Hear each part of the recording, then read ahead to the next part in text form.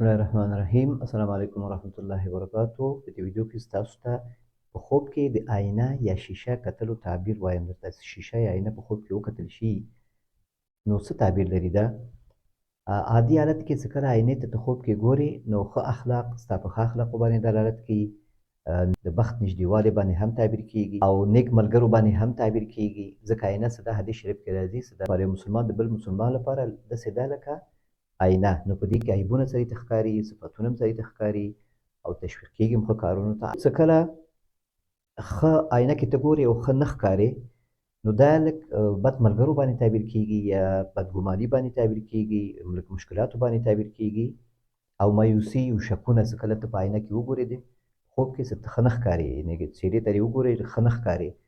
د دې تعبیر بیا دا ده چې ته ځان باندې بدګمان، اعتماد نه لرې، څه مشکلات وي یا ښه حالات نه وي نو په دغه باندې تعبیر کېږي.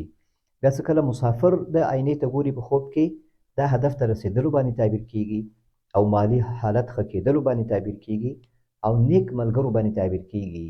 نو دا هم ښه تعبیر لري مسافر لپاره هم. لکه خوب ګوري چې ډېر زیات آینې ته ودرېږي، په مخ لاس وهې، په سر لاس وهې او ډېر زیات آینې ته ګوري او داسې غرور هم تاته پیدا کېږي. نو دا د دې تعبیر دا ده چې ته د خلکو بې قدري کوې، د ځان ډېر صفت کوې، تمه کوې، مشهورتیا غواړې چې مشهور شې، ته غواړې چې نوم وباسې او ریا کوې، په دغه باندې تعبیر کېږي.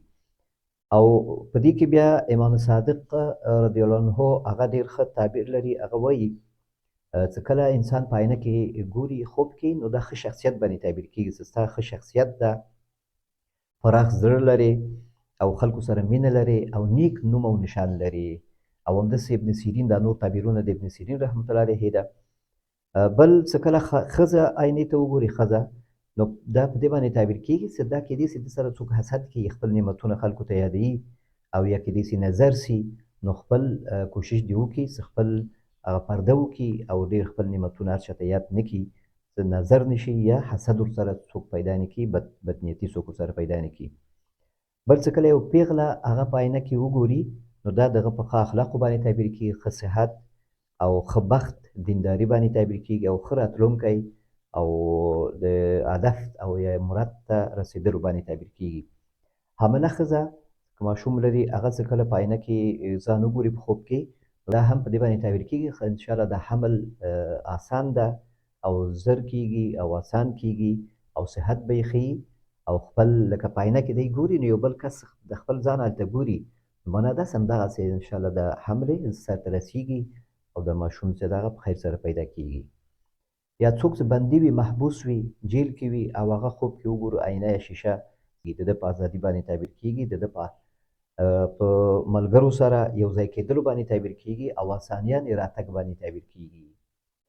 او چې کله بیا په خوب کې آینه ګوري چې هغه ماتېږي یا درزونه پکې یا خیرن وي نو دا په دې باندې تعبیر کېږي چې ته ځان خفه نیسي او غمونه ډېر کوي، د نورو خلکو د خفګان باعث هم ګرځي او په دې باندې هم تعبیر کېږي چې ستا ملګري چې دي هغه کېدای شي نه یا ملګري دې ډېر حاجتمند دي، ته هغو حالت ته ځان نه خبرې یا د ملګرو نصیحت ته دې غوږ نه دی نیولی.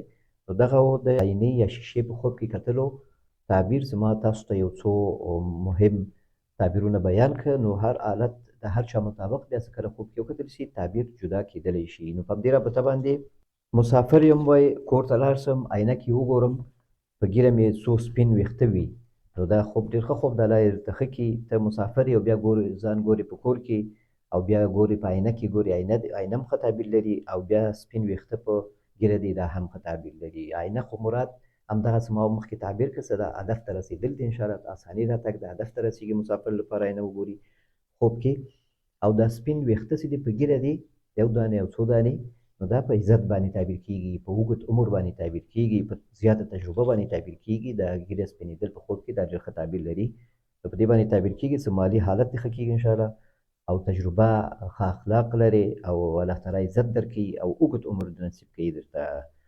نو دا ښه خوب ده، الله دې درته ښه کړي. بل خوب ده وایي غټ مار لکه غټ ماهیان چې وي دغسې یو غټ مار وي وایي او ما وهي وایي دا مار، بیا وایي وروسته زما په کنټرول کې وي، کوټه کې مې بند کړي وي، وایي زما په ورکه کې وي، رنګ یې شفتري غوندې وي. نو دا شفتري رنګ، شین رنګ، دا دا رنګونه چې دي دا مال په دې شکل وي نو دا په مال باندې تعبیر کیږي. یو خطر، دشمن، فتنه څه په مال کې ده. د مال ساتلو کیدای شي مشکل ورته پیدا کړي، یا د مال ډېر ګټلو، یا دغه زکات او حق نه ورکول، او یا په مال کې باندې چا سره لانجه کول، او داسې ته ګورې چې تا په کنټرول کې دی، نو معنا داسې دا مشکل څه کوم مشکل نه ته ډارېږي، دا مشکل شته، لکه مار څه دا مشکل ده خو ستا په کنټرول کې ده، معنا داسې ته باید د دې چاره وکړې، پرې نه دي چې دا خطر شي تا ته، ځکه مال خو خطر وي په هر حالت کې کنټرولېږي نه. نو په مصرف کې یو څه مشکل وي نو دغه فتنه د مال باندې تعبیر کیږي، چې د دې نه ته باید کوشش وکړې ځان وساتې. والله تعالی اعلم. بل خوب دا وایي په مکه مکرمه کې د کعبې شاوخوا کورونو کې وایي بره یو وایي یو ځای نه بره او لاندې شاوخوا وایي خلک ګرځي او احرام یې تړلی وي او خلک ګرځي او موږ د هغوی سیل کوو. د کس وایي چې همدې روژې میاشت کې مې دا خوب لیدلی ده او سهار مونځ هم رانه پاتې و، غسل هم رانه پاتې و، د ورځې 10 بجې بیا دا ما خوب کتلی، بیا ویښ شوی یم. نو دا مکه مکرمه څه ده په همدې ښه موسم، ښه عبادت وخت څه ده، اوس د روژه ده او ته پکې او د خلکو ګرځېدل پکې د دې نه ګټه اخیستل، عبادت کول، تلاوت او لمونځونه، او داسې ته بره ځای نه ګورې، معنا داسې ته په غفلت کې او تا نه لمونځ پاتې ده او تا نه غسل پاتې و او دغه د اعمالو دا موسم تا نه پاتې شوی ده. نو کوشش وکړه چې دغه وخت نه ضایع نه شي، په دې وخت کې لږ احتیاط وکړه چې لمونځونه دې ټول په جماعت سره وي، روژې شرایط برابر سره ونیسي او د روژې او اعمال څه کوم آداب دي د روژې هغه مراعات کړي او نیک اعمال وکړي، تر څو دغه نیک حالت نه ته ګټه واخلې. لکه چې ته په حج او په عمره کې په مکه کې او همداسې یو ځای کې ناست یې او ته خو څوک نه کښېني، هلته خو ټول مراسم دي، نو تا ته هم پکار ده چې روژه کې یې نو دې نه استفاده وکړې. والله تعالی اعلم. بل وایي سپین سپی وي کمزور او خیرن څنګ نه یې تېرېږو ډارېږو، وایي څه شی ورته واچوو بیا موږ نه لاړو، وایي مقصد شر یې موږ نه بچ شو، موږ ته یې ضرر ونه رساوه. نو دا ښکاره دښمن باندې تعبیر کېږي. سپین سپی سپین شی چې دغه په ښکاره شي باندې ښکاره دښمن باندې تعبیر کېږي او بدزبان انسان باندې، کمسل انسان باندې او تعبیر کېږي، مطلبي کسانو باندې تعبیر کېږي چې د هغوی شر او ضرر په مال باندې دفع کوئ، په یو لږ مال باندې او احتیاط سره دغه شر ستاسو نه انشاءالله دفع کوي. الله تعالی هم د شر نه ساتي. یو بل خوب هم ده، وایي جګ غر وي په خاپوړو وایي ور وخېږو پلار سره مې وایي چای جوش وي او پیاله وي، د پلار مې د پیالې وینځي، پیالې غاړه چې ده دا شونډې دا ماته وي، وایي زه تشویش مې ده چې دا ګوتې پرې نه کړي، بره ګنبد وي او راته وایي دا د پلار مې راته وایي چې دا د رسول الله صلی الله علیه وسلم قبر ده، دا د فاطمې قبر ده، بل قبر راته ښیي وایي چې دا د بي فاطمې رضی الله عنها قبر ده او هغه یو سوری پکې هم ده، وایي خواښې مې راته وایي دا ګنبد ستا کوټه ده، وایي خواښې مې راته وایي دا همدغه ګنبد ستا کوټه ده او زه وایم چې دا دیوالونه نه لري، بیا یو زنانه راشي قالونه هواره کړي. نو دا ښه تعبیر لري. غر ته جګېدل، جګغر وي او هغه ته جګېږي خاپوړو سره، معنا ډېر کوشش کوي چې خپل اهدافو ته ځان ورسوي، د ژوند ارمانونه دې پوره کېږي انشاءالله په تکلیف سره، لږ وخت تېرېدلو سره، ځکه خاپوړو سره سړی لږ سختي سره رسېږي. خو غر نه مراد هغه اهداف د غر خوب تعبیر شته په دې چینل کې ویډیوګانو کې، نو هغه انشاءالله وګورئ، د غر ډېر ښه تعبیرونه دي، هغه به مو ګوري. او بیا چې ته پلار دې ګوري چې هغه پیالې وینځي، نو معنا داسې د پلار خدمت دې کوه، د پلار په حصه کې غفلت مه کوئ. که ته په کور کې نه یې واده شوی نو کور والا ته ووایه چې هغوی د پلار ډېر خیال وساتي، یو څه مشکل پکې نه او ته هم په سختیانو باندې صبر وکړه. غر ته ختل دا لږ سختي غواړي او د الله تعالی په الله تعالی باندې ښه ګمان ولره. په هلته تا ته ویل کېږي چې دا ستا کوټه ده او بیا ته وایې چې دا دیوالونه نه لري چې نشته او بیا قالین هلته وارېږي، نو معنا داسې ستا ژوند انشاءالله مشکلات حل کېږي.